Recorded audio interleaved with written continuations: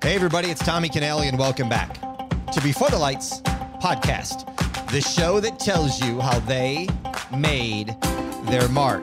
Today, the creator of the world's largest gummy bear and original candies.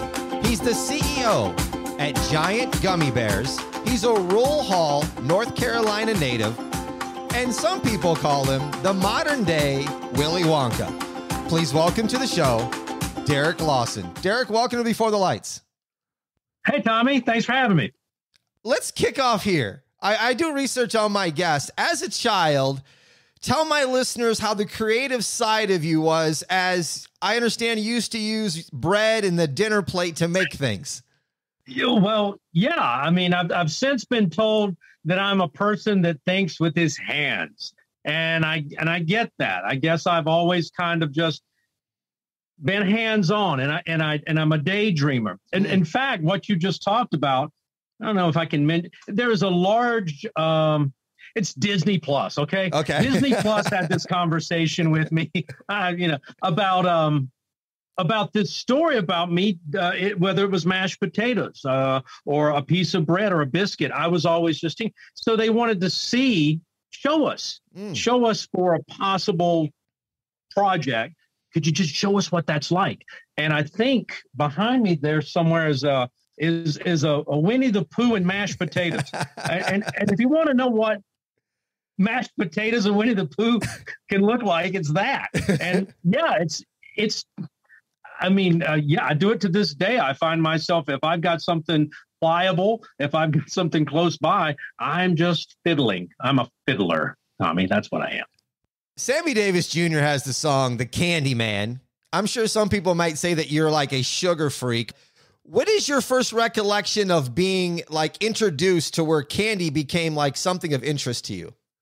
Oh, wow. Yeah. So, we've told this story about when I was a kid. This predates the internet, right? So we didn't have that. We didn't have cable TV. So it might have been the brightest spot of the day. And I can remember it. I can remember it so well that I know I spent at one time 90 some cents, and another time I splurged and spent $1.60. We would walk pretty good ways. Now I guess I'm that age now where we used to walk miles. Right. Wasn't that far to the candy store. There was a candy store, and that was a bright spot of the day. And me and my older brother and our friends, we would all get a bag, and we would come back and share like this little mini trick or treat excursion. We went with our own money, and we bought and there were some really cool candies back in the day. I was buying the nickel nips when they were new. I wish I'd bought more baseball cards. They'd probably be very valuable now. But so that was going to the store, buying these cool candies, coming back, and then trading or talking about our candy. That was the bright spot of our day, and I lived for that. And I guess that's what introduced me to the sweets. When you say that, it's bringing back memories of going to the corner store where I lived in a small town and getting the small brown paper bag, and we would fill it up with the little Jolly Ranchers, and the candies were in the glass jar, and you would grab a couple, and they were a penny to 10 cents. It's all bringing back memories. Right. And come to find out, things, sweets and smells, these are all sensations that are our olfactory is closely related to the parts of the brain that are associated with memory. So when you wonder, why is it that? Well, there's a biological reason for it. These things take us back. Not just, other than the fact that you had a damn good time. You got some candy. Right. It was great. In 2003, you purchased your first candy store in Wilmington, North Carolina.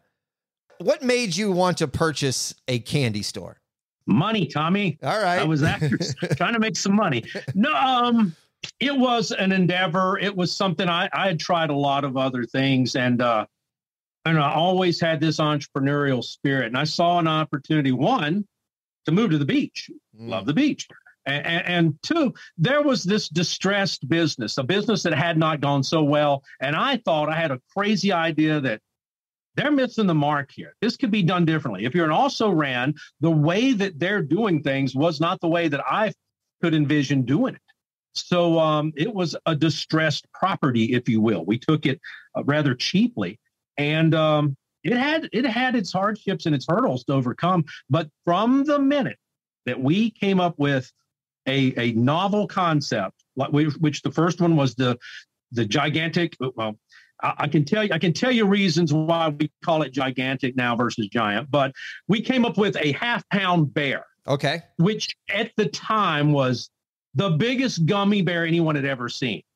And when I made that and thought, well, I've got to do something that no one else does to stand out, we made that, blew them out, couldn't make them fast enough. And then knew, well, if this is good, this is great. Right. So we made this, and this became our calling card. It's what we're known for globally. Are candy stores struggling in general? I'd say yes. And they've and kind of like real estate, it fluctuates. There's an ebb and flow. It's a tough hustle. It's a good entry level gig. It really is, because candy, for the most part, unless you're a manufacturer, it doesn't require refrigeration and then preparation, which is heating. You basically can, if you've got a source, you can buy wholesale. If you've got a place to sell, do Keystone or whatever your markup is, and reach the people. That was the old model. The internet came. I seized on that immediately. We were in the earliest days of the internet. I taught myself to write HTML, and we got on the internet early. But back to physical stores. See, we just recently went through the pandemic. I closed the last of my stores months before the pandemic. I got lucky. Mall rent was through the roof. Always worried about things like people. Malls are town halls, and people come to town en masse. And anything that worries you about people gathering in mass should worry you at a mall. That was my thought. So we thought long and hard about it and said, let's just leave that and go full blown to the internet. And we got out. I think it's still a tough hustle at the malls or at the standalone stores, just because, well, you had the pandemic. We've come out of that now, but now there's supply issues, right? Mm-hmm. And rent. If you're in a good place, they're probably charging you high rent.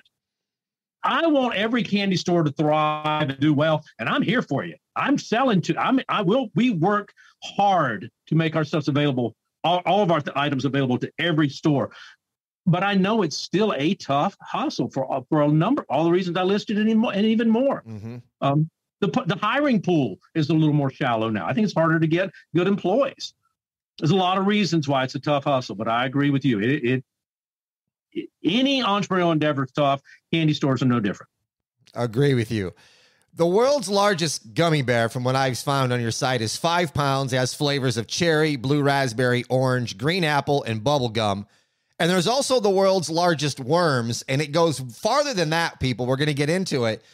What I want to know, Derek, is can you give me the evolution of the world's largest gummy bear? You started a half pound, and then how has it grown from there? Okay. Know this. Sky is the limit.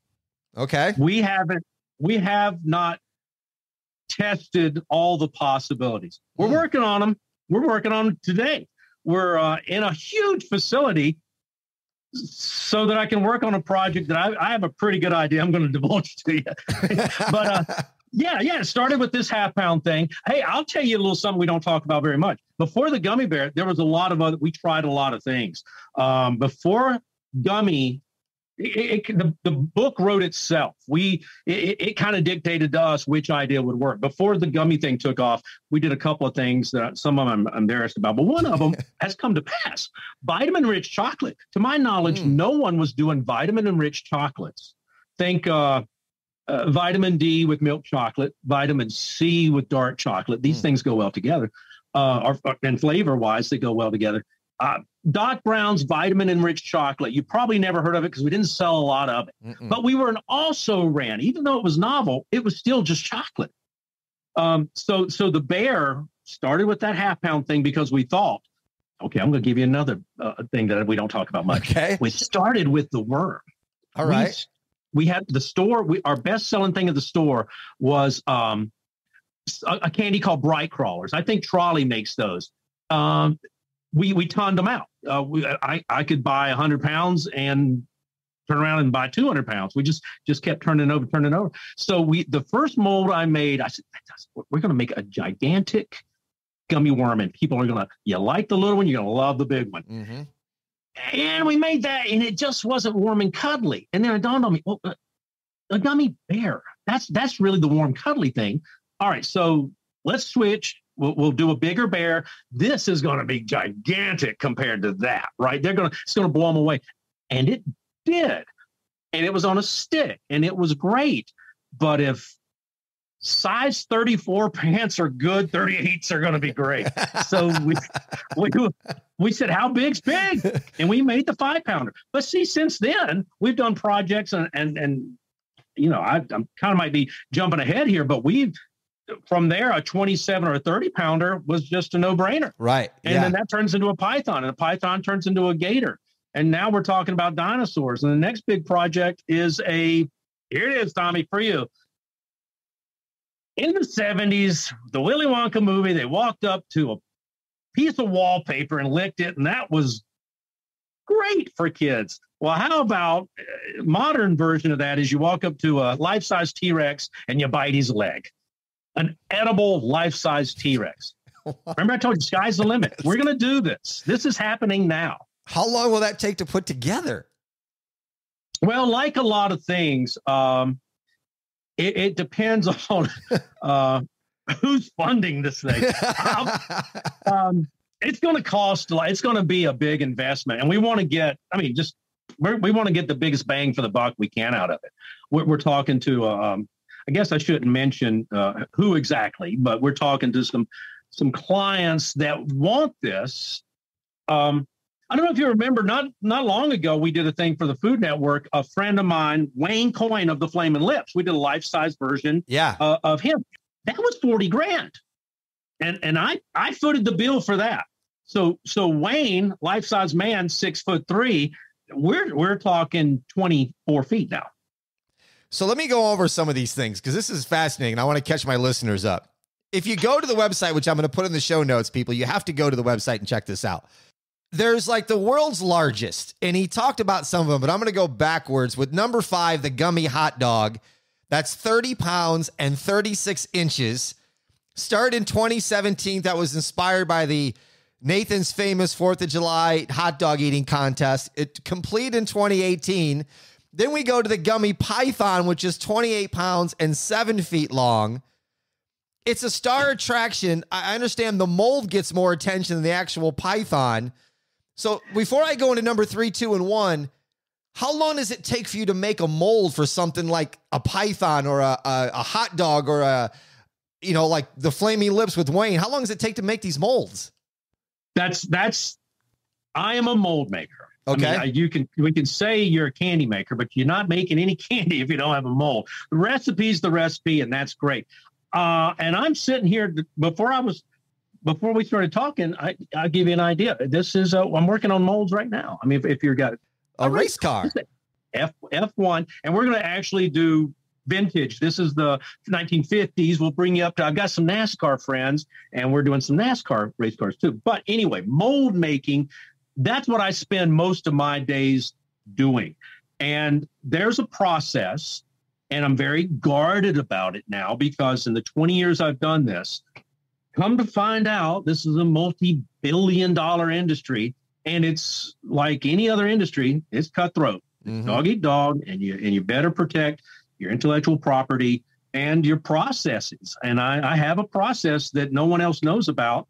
I'm showing you some things in the background, but trust me, I'm very cautious. Here's the thing. I'm showing you some things on purpose. Here's the thing, Derek, that this is just audio, so the listeners can't see behind you. Only I can see behind you, so your secret's safe. Great. Well, yeah, there's your python right up there. So that's an investment. Making these molds, it's not just as easy as, say, make a likeness. Well, you've got to make this form, this shape you want. Pick an apple. Well, the apple has to be replicable. It has to be however you're doing. I work in silicones, I work in plastic, I work in aluminum, I work in ceramics, whatever it takes. But you've got to be able to run it through the machine and make stuff with it. So I love that. My mother was an artist, my father's an engineer, and perfect for me because now I get to do all day long a mishmash of that. It's artistry, but you got to make it a piece of equipment that will work. It'll make candy now. So you said the sky's the limit. You're working on F1. You have friends in NASCAR. People look out. One day you're going to see a life-size NASCAR gummy roll out somewhere. If someone's paying for it, I'm making it. Let me get back to the list. Number 3 is a gummy alligator at 50 pounds, 7 feet. Number 2, I'm going to put a link in the show notes to a video, people, is the gummy pizza, 225 pounds, 6 feet in circumference. It's big enough to serve 10 NFL football teams. So if you think that you're a gummy fan, I'm positive you can't eat any of these things on your own. On the gummy pizza thing, who made the box? Did you make the box yourself too? That was we went up to St. Louis, I believe it was. We had friends up there, and yeah, what the idea was, we wanted to make this huge pizza, and then we wanted to put it in a pizza box, and then actually we wanted to deliver it and see the looks on people's faces. So being audio, let me help you at your mind's eye with this. The pizza box would hang off of each side of a standard car. Both passenger and driver's side, and depending on the length of your vehicle. So you're like carrying a mattress on top of your car, and inside 8 slices of pizza. Who wants it? It is unbelievable. And then you mentioned number 1, the gummy man, Wayne coined the flaming lips, 500 pounds, 6'3". In 2016, I found out the table holding the master mold collapsed from a half-ton of silicone, which was captured on the Food Network show Outrageous Halloween. Did you lose the mold or did you save it? Saved it. It scared a lot of people. This is a true story because I can tell you that when you work with these TV shows, sometimes they may not want me telling you this. Sometimes they will gin up some drama. Sometimes there's some, right. Give us some. Well, this wasn't ginned up. This was alarming. The table started to break down. Stainless steel tables breaking. It wasn't so much the weight of the candy. The candy going into the mold was just the straw that broke the mold's back. The silicone mold and the mold that made the silicone mold, you're talking tons.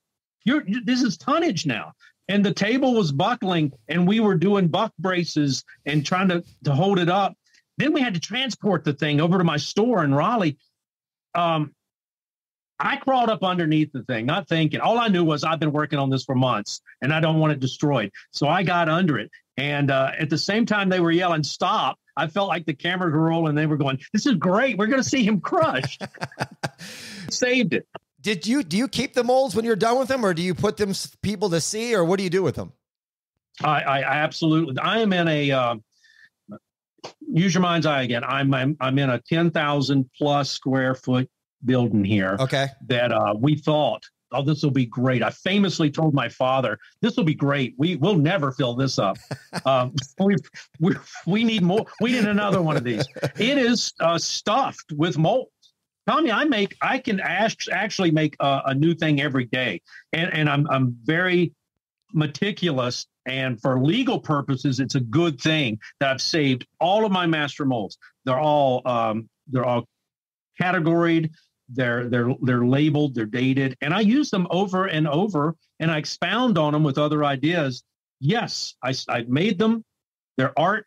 I saved them, and one day we hope to put them in our own museum. There we go. Listeners, you may not be able to, get your hands on and eat some of these world's largest gummy things, but there are things that you can get to yourself on. There's candy art, breakfast, lunch, dinner categories, the Pods Valentine's Day box. You've been seeing that kids eat these Tide Pods. Well, now you got Tide Pod Gummy Bears in a Valentine's Day box that you can eat along with pumpkin pie, spaghetti and meatballs, ramen noodles, and pizza. Derek, let me ask you this. Do the flavors match up to what it says? Yes and no. You can. We call it looks like, tastes like. So you can have it either way. The day is coming when you can pick these things a la carte. You can actually have it either way now. But when we finally, there's other ways you can have it too. Let's just say the day comes when every state is amenable to things like CBD or whatever. It's sugar-free, however you want, sour, or like you said, looks like or tastes like. You could go to the item and just go down the menu and pick a la carte. How would you like it? You can get your breakfast today. You could get your waffle that tastes like a Belgian waffle. The butter patty tastes like butter. It comes with candy confection condiments. We trademark that. We do that as well. Your bacon is bacon. The drawback there, and the reason I'm telling you about the breakfast, it's a good example. You can do everything not only looking like but tastes like. But imagine an egg. Okay. The egg. The breakfast is tasting great. It's smelling great. The egg. It smells egg, sulfurish. So that's kind of off-putting to some people. But then again, some people want that. They want the spaghetti that tastes like spaghetti. We do both. You Yucky Bears. Are you aware of the Yucky Bears? I've heard of them. I'm not real familiar with. I've only heard of it. Yucky Bears are an example of you can have anything. We will make anything. Spaghetti, you mentioned that. Ribs, just recently, ribs on. You can have that as a plate with a corn on the cob, or it could be on white bread with pickles. We can make everything look like and taste like the actual thing. It's based on candy. It's first and foremost candy. But if you've never eaten a pickle, that's a piece of candy that tastes like pickle. It's got a cult following. You need to try it. But most people, most normal people and kids, first and foremost, it's candy. It's enough for you that it looks like it, but you want it to taste great. But there's still that group out there. Yes, that want their spaghetti and their pizza to taste like pizza. I'm here for you. I can do that. As I said, listeners, there's going to be a link in the show notes to follow on Instagram, the Gummy Bear Guide. Links will be in the show notes. I'm going to get into the Burning Wings of Fire challenge. You've heard me right, listeners. Burning wings, chicken wings of fire in gummy format. I'm getting there. But the Atomic Fire Gummy Bear, how hot is it? Very. I would just say this. For the layperson, no hubris, no bravado. Like anything, go small. Go very, very small. This is probably the best indication I can give to anyone about how hot this is. We use pure capsaicin. Okay. If you're familiar with the Scoville scale, yes, it goes, frankly, past 5 million Scovilles. A human doesn't know the difference. 5, 6 million, 7 million. It's all just, I'm on fire. But we use pure 16 million capsaicin, and in the Burning Wings of Fire, the actual burning wing of fire, which is number 6, the last wing, it is made with pure 16 million Scoville capsaicin. And do not be fooled into thinking it's a gimmick. The hot sauce boss, just recently, renowned, known for being able to have an iron stomach. To my knowledge, we're the only item that's ever really lit him up. The only item. And he drinks straight from the hot sauce bottles. Reaper, Ghost, he's immune for some reason. But the wings are no joke. The world's hottest gummy bears. You also use that 16 million pure capsaicin. I was going to tell you, here's the example I give. When we make this particular candy in production, I leave the room. I can't be in. You don't even have to eat it. Just being in the presence of these peppers will make you kind of break out in a sweat. If you can imagine taking a ballpoint pen and making a dot in your palm, right? That's the size of the hot gummy that I only once. Now I've done it twice now. I've tasted it. That much gummy. That dot. I tasted that much and I said, that's it. Told my assistant, never let me do that again. And so how people eat it, I don't know, but we're tonning those out right now. I don't know how they do it. Burning Wings of Fire challenge, 6 levels that are named Truth Serum, Lava Lover Sauce, Mr. Misty Eyes, the Kickin' Chicken, Little Dab of Death, and the Burning Wing of Fire. They come in a package of 6, and the Burning Wing of Fire is in its own separate wrapping because of the heat level of that. Triple wrapped, actually. And please, if you're ever doing this challenge, know this. It is truly the hottest candy in the world. And whatever you do, enjoy it, have fun, do it in moderation, but keep your hands away from your eyes, please. Candy away from your mouth. I don't know how they're doing it. Sean Evans to reach out to me, from the what is it, the hot ones? Hot ones. Wings, actually. I would love to be doing, I actually, just so you know, Tommy, we didn't get to, I wish I'd thought of this sooner. We didn't get it to you in time. I would love to have sent you a package of these burning wings of fire. And we want to start doing a sort of a Zoom, the way Sean Evans from the Hot Ones did it in the pandemic. He did all these through Zoom. The good thing about that is I don't have to eat them with you. So we didn't miss anything. No, we did not. You could thank me. I am. Where did the idea for the burning wings come from? We've been dabbling in hot candies for a while, and we had, along with our line of very realistic looking food candies, we had already made a chicken wing dinner with gummy celery and my candy condiments for like ranch and stuff. So we were already doing a chicken wing. And then we saw, I'm a big fan of, I've said Sean Evans and the Hot Ones, huge fan of that show. And it didn't take much creativity to just go, bing, yeah, well, our version of that. So from day one, as soon as we said, what's a good name? Let's come up with a total package and some artwork. As soon as we released it, it's been on fire. No fun. It took off. You had mentioned earlier in the show that the chocolate you had tried and it didn't go and you didn't sell a lot. But what type of gummy concepts have you tried but failed for whatever reason? Okay, yeah, that's a good question. I've got two things come to mind, and the one that people thought would never come to pass actually is turning out to be we've solved that riddle. Everyone thought, well, there's no way you're going to make like a life-size motorcycle or a gummy life-size T-Rex. There's ways around that, and we figured that out.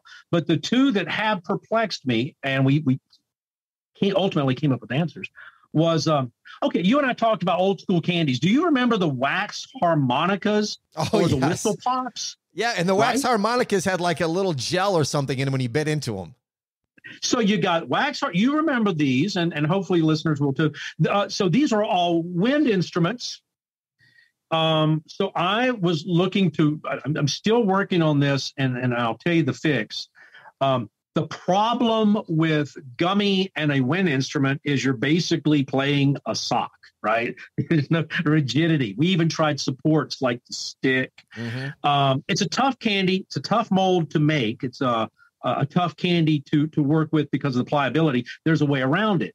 And I'll tell you the way around it we used when I made, it's audio only, but if only use your mind's eye. If you're listening, I'm pointing now at a mold for the edible, playable electric guitar. Oh, I see it up there on the ceiling.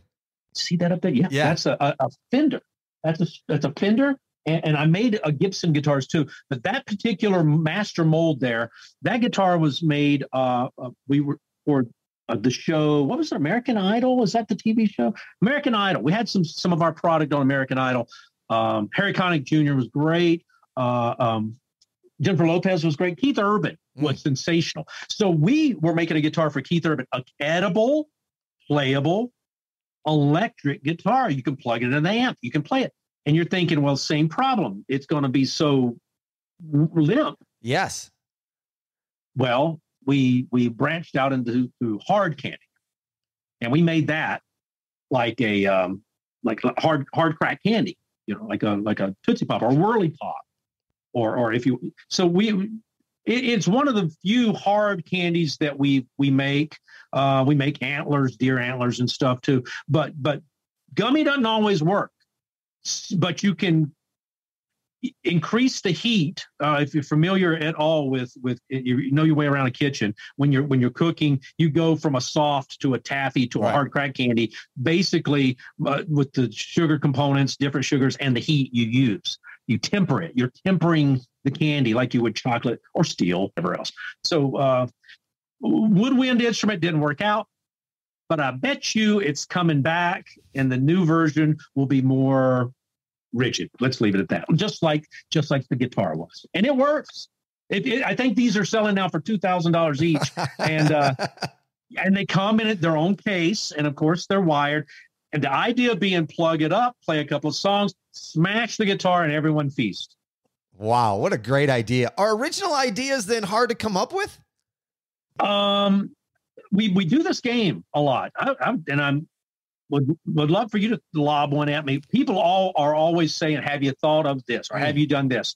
And that game has about a 99.9 success rate for us. We've really in 20 years, we've learned to become we're prolific. Like I said, we can make one. I'm working on, as I'm sitting here talking to you, 1, 2, 3, 4, 5 things right here in front of me that I'm working on today because I love it. I love doing this. But several items a day for 20 years. You'd be hard pressed to come up with, have you thought of this? But now and again, somebody hits me with something and we go, what are we, partners now? I got one. What do you got? I always welcome this. This will be interesting. Hit me with it. What about something like a Yeti, like a water container where the inside is candy, but maybe the outside isn't, that you can fill with water and drink from it? Okay. Several stories come into mind. First thought when you said Yeti, I thought Bigfoot, and we've done several versions of that. But then I realized you were going to the container. We've done containers. Okay. It morphed its way into something else. The best selling from a container or a vessel, the perfected version of that thought turned out to be shot glasses. Okay. And my first customer in that was, remember we said we have NASCAR connections. Kevin Harvick. I think this is last year in racing in the circuit. He's going to make an exceptional commentator. But we did shot glasses. I think he was our first customer. And now they're hugely successful. You can't infuse and sell something like that with alcohol, obviously. But I can sell you the vessel, and you can then. You can add your own alcoholic beverage to the vessel. You can. And I do. We've said this time and again. I see the world through my gummy glasses, and everything I look at, I'm constantly that. Look, I'll tell you right now, we went to, what was this place we went to? Bimini? We were in Bimini. And I saw, and the man let me hold a parrot. Well, you know what I did. I came home. And he made a mold of a parrot. I'm working on a parrot. This is a life-size gummy parrot. Use your mind's eye, listeners. This is beautiful feathered parrot, multicolored, multi-flavored. Oh, here's my assistant here. My personal Pepper Potts is handing me things. So I had they turned me on to ramen noodles. Believe it or not, I made it through college without ever having ramen noodles. That's impossible. So the staff around here were like, they were eating ramen noodles. What is this? And they showed it to me. Voila, Tommy. Four awards won last year on this, our gummy ramen noodles we throw in the chopsticks. So I'm always looking at things through my gummy glasses and hit me with you. If you got an idea, you think I haven't seen it in 20 years of thought of it, I would love the challenge. What is like the number one thing or feedback people say to you when they see these products? Are they astonished, or are they like, what do they say? Like, what do you hear the most of? Hear the most? Well, okay. Well, I guess there's a differentiate between these days. We're not doing our fair circuit right now. Once we hit the road and we're on the fair circuit, and I try to be at every show personally right there to meet the people for just this reason, to get the feedback. They at the fairs, they can't believe it's real, and they all want it. They want to touch it, pinch it, bite it. You had talked about the gator. Believe it or not, the year I rolled the gator out, we were setting up at a state fair and had no prior knowledge. Coincidentally, they had a outdoor display right across from us, wrestling live gators. Now, that was an explosion of just fortuitous meetings there. That was incredible because people were coming over. They thought I had a gator. To our credit, they're so lifelike. They thought we had an alligator in our trailer, and they couldn't believe it was real. So at the fairs, it's often can't believe it's real. Can I touch it, grab it, pinch it, eat it? Now we're not doing the fair circuit right now. Off season, a lot of the feedback online. is a lot like what you mentioned about does it actually taste like? The feedback now is, oh, it's a pizza. Well, if it didn't taste like pizza, I'd be interested. We can have it both ways. You can have it fruity. Or if you want it to taste like pizza, what do you want? You want cheese, pepperoni? What do you want? That is awesome. Derek, could you ever imagine to be where you are today when you first started this with your brother making the very first mold? No. There's, I would have thought it absolute dream come true. If I could have envisioned 20 years ago where I'm sitting, what I'm doing, what our outlook looks like, what our everyday interactions and the whole endeavor, what it's like, I would have thought I'd died and gone to heaven. I'd never envisioned this. This is in my wheelhouse. This is my area of interest. It just so happens, I guess I've learned to be good enough at it to keep doing it and have people want it. This is a dream come true. It has not been without hardship. But we persevere. We love that's the thing is we love it. We love this. Absolutely would do this for $1. I would do this at a loss. There have been times when I did. I love what I'm doing so much. You hear it mentioned all the time. Find something you love, you'll never work a day in your life. Mm-hmm. Well, there's some truth to that. You're still going to work. They're long days, but I couldn't think of doing anything else. You mentioned earlier in the show that you hope one day to have a museum to display all your molds and stuff like that. Outside of the museum, is there any other plans that you would love to do with what you're doing to expand it even more? We're branching out right now into other continents. I guess This is a quasi guarded secret, but not because you'll see us when we're there. Tommy, we're not without. There's a problem with people. That I'm knocked off. I remember the earliest days. My very first trademark attorney said, "This is great. I'm happy and I'm sad for you." And I thought, "What are you talking about?" He said, "This is a great idea. I love it. You're going to do well, but you're going to be knocked off, and we're just going to fight them one by one." So we're knocked off, but no one knows the entire process. And in some cases, they do know the entire process and they can't do it. You would have to be as crazy as I am and immerse yourself in this to play ball at our level. And that's fine. If you've got another gig and you want to there's room for all of us. Let's see what you do. Heck, I'll meet you at the trade show and we'll discuss things. But we're moving into markets. Yes, the MOCA's coming, the museum's coming. When we do, I mentioned the fair circuit. Mm-hmm. We look forward every year to hitting the road and coming face to face with people. Matter of fact, I would love for you to amble up to one of our booths one day, our trailer. You'll know us. We have a 3-story bear on top, and I'll be there, in a top hat. So, and she lets me keep the mustache when I'm doing important things. But it's meeting the people. It's talking to people just like I'm talking to you. I would do this, have done this 14, 16 hours a day. I mean, this is what we do. This is what I love. We want to do the MOCA because we love that fair circuit and we love this interaction. We love talking about, we have such a passion for this that if you doubt whether I could do this and talk about it and lead you around all day long, come to the MOCA and you'll see it. I'll show you how we make our molds and how we think up things and what the thought process was. I love this. That's going to be hopefully in our near future. The Gummy Bear Guy on Instagram. Once again, I'll have links in the show notes. Derek, man, thanks for taking some time out of your crazy mind-making, mold-making day and coming on my show and telling your story and what you're doing. I really appreciate it. I appreciate you. I appreciate the interest. I appreciate the opportunity. Thank you, Tommy. You are more than welcome. Listeners, make sure you go to the show notes and check out my YouTube channel, The Light Tommy Canale, for short inspirational videos to get you on the path to a greater you and a better life. The link is in the show notes. I'm Tommy Canale, and that's all for this episode of Before the Lights. Until next time, everybody, I salute a chin chin.